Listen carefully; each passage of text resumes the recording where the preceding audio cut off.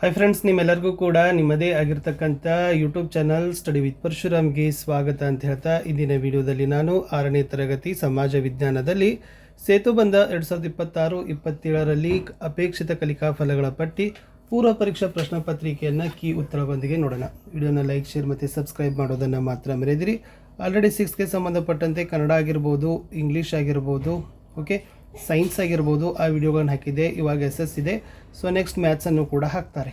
So okay, so first pre test ಆದಮೇಲೆ post ಟೆಸ್ಟನ್ನು ಕೂಡ ಹಾಕ್ತಾರೆ ಅಂತ ಹೇಳ್ತಾ ವಿಡಿಯೋಗಳನ್ನು ವಾಚ್ ಮಾಡಿದ ಮೇಲೆ ನಿಮ್ಮ ಫ್ರೆಂಡ್ ಸರ್ಕಲ್ಗಳಿಗೆ ಶೇರ್ ಮಾಡೋದನ್ನು ಮಾತ್ರ ಮರೆಯದಿರಿ ಅಂತ ಹೇಳ್ತಾ ಯಾರಿಗೆಲ್ಲ PDF ಬೇಕನ್ನೋರು 9964050759ಗೆ ವಾಟ್ಸಪ್ಪಲ್ಲಿ ಮೆಸೇಜ್ ಮಾಡಿ ಅವುಗಳನ್ನು ಬೈ ಮಾಡ್ಬೋದು. ಸೊ ಮೊದಲಿಗೆ DSRT ಅವರು ನಿಗದಿ ಮಾಡಿರ್ತಕ್ಕಂಥ ಅಪೇಕ್ಷಿತ ಕಲಿಕಾ ಫಲಗಳ ಪಟ್ಟಿಯನ್ನು ನೋಡುವ. ಫಸ್ಟ್ ಒನ್, ನೈಸರ್ಗಿಕ ಸಂಪನ್ಮೂಲಗಳನ್ನು ನವೀಕರಿಸಬಹುದಾದ ಮತ್ತು ನವೀಕರಿಸಲಾಗದ ವರ್ಗಗಳಾಗಿ ವರ್ಗೀಕರಿಸ್ತಾರೆ ಹಾಗೂ ಸಂರಕ್ಷಣೆಯ ಅಗತ್ಯವನ್ನು ಅರ್ಥ ಮಾಡಿಕೊಳ್ತಾರೆ. ಕೃಷಿಯ ಹಂತಗಳನ್ನು ವಿವರಿಸ್ತಾರೆ. ಸಾವಯವ ಮತ್ತು ರಾಸಾಯನಿಕ ಕೃಷಿಯ ನಡುವಿನ ವ್ಯತ್ಯಾಸವನ್ನು ತಿಳಿತಾರೆ. ನೀರಾವರಿಯ ವಿಧಗಳನ್ನು ಅರ್ಥ ಮಾಡಿಕೊಳ್ತಾರೆ. 3, ಜೀವಿಯ ಮುಖ್ಯ ಲಕ್ಷಣಗಳನ್ನು ಮತ್ತು ಸಸ್ಯ ಹಾಗೂ ಪ್ರಾಣಿಗಳ ಸಂರಕ್ಷಣೆಯ ಪ್ರಾಮುಖ್ಯತೆಯನ್ನು ಗುರುತಿಸ್ತಾರೆ. 4, ಖಗೋಳದ ಕಾಯಗಳು, ಸೌರಮಂಡಲ ಮತ್ತು ಭೂಮಿ ಹಾಗೂ ಚಂದ್ರನ ಚಲನೆಗಳ ಬಗ್ಗೆ ಮಾಹಿತಿಯನ್ನು ನೀಡ್ತಾರೆ. 5, ಭಾರತದ ಕಲೆ, ಸಾಹಿತ್ಯ ಮತ್ತು ವೈವಿಧ್ಯತೆಯಲ್ಲಿ ಏಕತೆಯನ್ನು ಪ್ರಶಂಸಿಸ್ತಾರೆ ಅಂತಕ್ಕಂಥದ್ದು ಒಟ್ಟು 5 ಅಪೇಕ್ಷಿತ ಕಲಿಕಾ ಫಲಗಳನ್ನು ಸಮಾಜ ವಿಜ್ಞಾನದಲ್ಲಿ ಕೊಟ್ಟಿದ್ದರು. ನೆಕ್ಸ್ಟ್ ಒನ್, ಅಪೇಕ್ಷಿತ ಕಲಿಕಾ ಫಲವಾರು ಪ್ರಶ್ನೆಗಳ ಸಂಖ್ಯೆ ಅಂತ ಇದೆ. ಸೊ ಪ್ರತಿ ಕಲಿಕಾ ಫಲಕ್ಕೂ 2 ಪ್ರಶ್ನೆಗಳನ್ನು ನಿಗದಿ ಮಾಡಿದರೆ ಒಟ್ಟು 10 ಪ್ರಶ್ನೆಗಳನ್ನು ನಾವೇನು ಮಾಡಿದ್ದೀವಿ ಹಿಂದಿನ ಕ್ಲಾಸ್ದು. ಓಕೆ, ಅದು ಟೆಕ್ಸ್ಟ್ ಬುಕ್ ಆಗಿರ್ಬೋದು ಮತ್ತು LBA ಅವೆರಡನ್ನು ಆಧಾರವಾಗಿಟ್ಟುಕೊಂಡು ಸೊ ಕಲಿಕಾ ಫಲವಾರು ಪ್ರಶ್ನೆಗಳನ್ನು ಇಲ್ಲೇನು ಮಾಡಿದ್ದೀವಿ ಕೊಟ್ಟಿರೋದು. ಸೊ ಫಸ್ಟ್ ಕೀ ಆನ್ಸರೊಂದಿಗೆ ಸ್ಟಾರ್ಟ್ ಮಾಡುವ. ಸೇತುಬಂಧ ಪೂರ್ವ ಪರೀಕ್ಷೆ ಪ್ರಶ್ನೋತ್ತರ ಪತ್ರಿಕೆ 2026-27 6ನೇ ತರಗತಿ, ವಿಷಯ ಸಮಾಜ ವಿಜ್ಞಾನ. ಸೊ ಫಸ್ಟ್ ಪ್ರಶ್ನೆ, ನೈಸರ್ಗಿಕ ಸಂಪನ್ಮೂಲಗಳು ಎಂದರೇನು? ಉತ್ತರ, ನಮಗೆ ಪ್ರಕೃತಿಯಿಂದ ದೊರೆಯುವ ವಸ್ತುಗಳನ್ನೇ ನಾವು ನೈಸರ್ಗಿಕ ಸಂಪನ್ಮೂಲಗಳು ಅಂತ ಕರಿತೀವಿ. ಮುಂದಿನ ಪ್ರಶ್ನೆ, ಕಾಡುಗಳ ಉಪಯೋಗಗಳನ್ನು ಪಟ್ಟಿ ಮಾಡಿ ಅಂತ ಕೇಳಿದ್ದಾರೆ.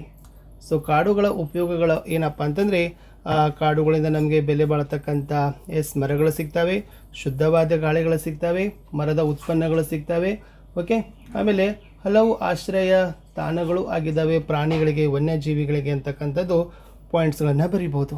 ಮುಂದಿನ ಪ್ರಶ್ನೆ, ಕೃಷಿಗೆ ಬೇಕಾಗಿರ್ತಕ್ಕಂಥ ಅಗತ್ಯವಾದ ಅಂಶಗಳನ್ನು ತಿಳಿಸಿ ಅಂತ ಕೇಳಿದ್ದಾರೆ. ಸೊ ಕೃಷಿ ಮಾಡಬೇಕು ಅಂತಂದರೆ ಸೊ ಮಣ್ಣು ಬೇಕು, ನೀರು ಬೇಕು, ಬೀಜಗಳು ಬೇಕು ಮತ್ತು ಅಗತ್ಯವಾಗಿರ್ತಕ್ಕಂಥ ಉಪಕರಣಗಳು ಸಹಿತ ಬೇಕೇ ಬೇಕು. ಇಷ್ಟೆಲ್ಲ ಆತಂದರೆ ಮಾತ್ರ ನಾವೇನು ಮಾಡ್ಬೋದಪ್ಪ ಅಂತಂದರೆ ಕೃಷಿಯನ್ನು ನಿರ್ವಹಣೆ ಮಾಡ್ಬೋದು ಅಂತಕ್ಕದ್ದನ್ನು ನೀವೇನು ಮಾಡ್ಬೋದು ಫ್ರೆಂಡ್ಸ್ ಬರಿಬೋದು. ಪ್ರಶ್ನೆ 4, ರೈತರು ಬಳಸ್ತಕ್ಕಂಥ ಕೃಷಿ ಉಪಕರಣಗಳನ್ನು ಪಟ್ಟಿ ಮಾಡಿರಿ ಅಂತ ಕೇಳಿದ್ದಾರೆ. ಸೊ ಫಸ್ಟ್ ಬೇಳೆ, ಅದನ್ನು ಮಣ್ಣನ್ನು ತೊಳಿಲಿಕ್ಕೆ ಬಳಸ್ತಾರೆ. ಓಕೆ, ನೆಕ್ಸ್ಟ್ ಕೊತ್ತಿ, ಬೆಳೆಗಳನ್ನು ಕತ್ತರಿಸಲಿಕ್ಕೆ. ತುತ್ತಿ, ಎಲೆಯ ಹಾನಿಗಳನ್ನು ತೆಗೆದು ಹಾಕಲಿಕ್ಕೆ ಈ ಕೃಷಿ ಉಪಕರಣಗಳು ಬಳಸ್ತಾರೆ. ಸೊ ನೇಗಿಲು ಅನ್ಬೋದು, ಕೂರಿಗೆ ಅನ್ಬೋದು, ಟ್ರ್ಯಾಕ್ಟರ್ ಅನ್ಬೋದು, ಇವೆಲ್ಲವುಗಳನ್ನು ಸಹಿತ ಏನು ಮಾಡ್ತಾರಪ್ಪ ಅಂದರೆ ರೈತರು ಕೃಷಿಗಾಗಿ ಬಳಸ್ತಕ್ಕಂಥ ಅಗತ್ಯ ಉಪಕರಣಗಳ ಪಟ್ಟಿಯಲ್ಲಿ ಕೂಡ ಬರಿಬೋದು. ಪ್ರಶ್ನೆ 5, ಜೀವಿಗಳ 4 ಮುಖ್ಯ ಲಕ್ಷಣಗಳನ್ನು ತಿಳಿಸಿ ಅಂತ ಕೇಳಿದ್ದಾರೆ. ಸೊ ಜೀವಿಗಳು ಹೊಂದಿರತಕ್ಕಂಥ ಮುಖ್ಯವಾಗಿರ್ತಕ್ಕಂಥ ಲಕ್ಷಣಗಳಂದ್ರಪ್ಪ ಅಂದರೆ ಸೊ ಅದು ಬಂದುಬಿಟ್ಟು ಫಸ್ಟ್ ಒನ್ ಬೆಳವಣಿಗೆ, ಓಕೆ, ಚಲನೆ, ಸಂತಾನೋತ್ಪತ್ತಿ, ಪ್ರಚೋದನೆಗೆ ತಕ್ಕ ಪ್ರತಿಕ್ರಿಯೆ, ಇವೆಲ್ಲವುಗಳು ಕೂಡ ಏನಪ್ಪ ಅಂದರೆ ನಿರ್ದಿಷ್ಟ ಜೀವಿತಾವಧಿ ಕೂಡ ಏನಾಗಿರ್ತದೆ ಜೀವಿಗಳು ಹೊಂದಿರ್ತವೆ. ಇವೆಲ್ಲವುಗಳು ಜೀವಿಗಳ ಮುಖ್ಯ ಲಕ್ಷಣಗಳು. ಪ್ರಶ್ನೆ 6, ಪರಿಸರ ಸಂರಕ್ಷಣೆ ನಮ್ಮೆಲ್ಲರ ಹೊಣೆ ಏಕೆ ಅಂತ ಕೇಳಿದ್ದಾರೆ. ಸೊ ಒಂದನೇದು ಜೀವಜಾಲ, ಎರಡನೇದು ಪ್ರಕೃತಿಯ ಸಂರಕ್ಷಣೆಗಾಗಿ, ನಾವೆಲ್ಲರೂ ಕೂಡ ಉಳಿಲಿಕ್ಕೆ ನಮಗೆ ಪ್ರಕೃತಿ ಬೇಕೇ ಬೇಕು ಅಂತಕ್ಕಂಥ ಪಾಯಿಂಟ್ಸ್ಗಳನ್ನು ನೀವೇನು ಮಾಡಬೇಕು ಬರಿಬೇಕು. ಮುಂದಿನ ಪ್ರಶ್ನೆ, ಸೌರಮಂಡಲ ಅಂದರೆ ಏನು?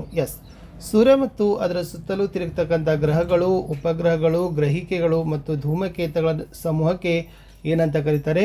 ಸೌರಮಂಡಲ ಅಂತ ಕರೀತಾರೆ.